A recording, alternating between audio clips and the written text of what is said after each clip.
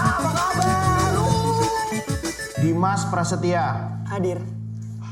Panjang-panjang namanya, Bapak dapal. Joanna. Hadir, Pak. Kevin. Ya. Bonbon.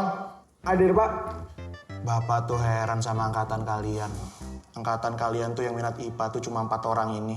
Bapak tuh selaku bendahara sekolah, suka mikir gitu.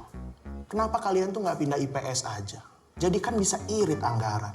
Apalagi kita baru aja ngerekrut guru honorer baru. Kamu yang pintar aja jawab. Menurut saya, jika kelas kita dipindah ke IPS, maka akan menyebabkan kelas ini kosong dan bisa dihuni oleh makhluk-makhluk seram yang bisa digunakan produser Indonesia untuk difilmkan dan menjadi film box office Indonesia. Nanti kalau kayak gitu, bioskop kita isinya film horor semua, Pak.